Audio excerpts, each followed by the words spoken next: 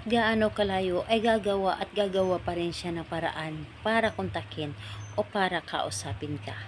Hello mga guys, kumusta kayo? Panibagong araw, panibagong video na naman tayo, and sa araw na ito ay isa na ng video ang aking ituturo sa inyo na simpleng gabay o simpleng pamamaraan na makakatulong sa atin. At bago ang lahat, gusto ko lang mag-disclaimer sa mga taong hindi naniniwala at hindi gusto ang mga kagaya nitong video. Please skip this video and hanap kayo ng videos na gustong gusto nyo, dahil ang video na ito ay para lamang ito sa mga taong naniniwala and gusto mag-try.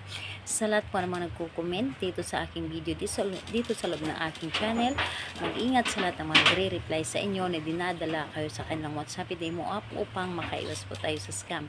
Ngayon ituturo ko sa inyo paano nga ba siya maghanap ng paraan, paano nga ba siya magkandarapa na humanap ng paraan para kausapin ka o para tawagan ka.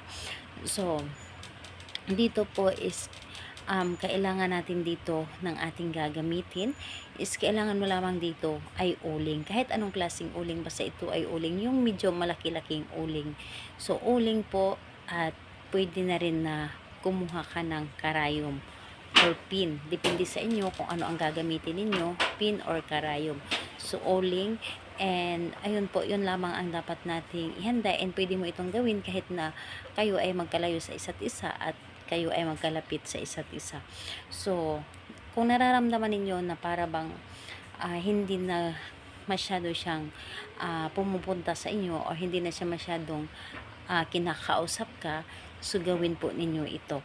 So, dito, kailangan mo lamang dito ihanda ang inyong sarili. Kailangan na alam mo sa iyong sarili na gustong gusto mo itong gawin, at buo dapat ang inyong loob, tiwala at paniniwala sa paggawa dito, and kailangan na hindi ka nagdududa sa inyong dapat na gawin. So ganito po ang inyong gagawin kapag kayo ay ready na. Yung uling is gamit yung pin, i-okit po ninyo doon yung pangalan niya ng isang beses lamang, pangalan niya at apelyido. So kaya po siya isulat. So ayun po, kahit anong uling ha, yung kahoy na uling or yung saniyog na uling, yun po ang inyong gamitin. Depende po sa inyo kung ano yung uling na meron kayo.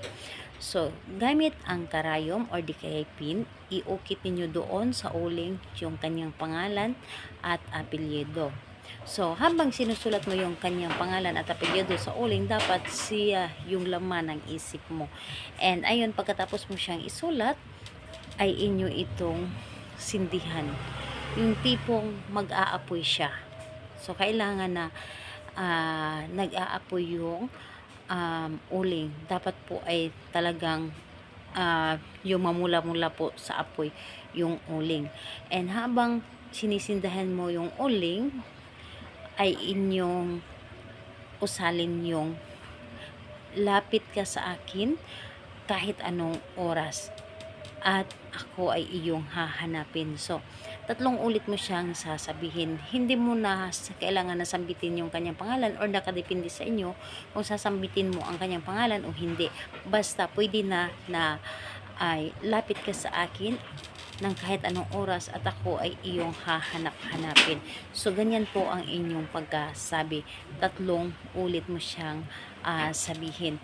And yung uling, di ba, yun ay nag-apoy na.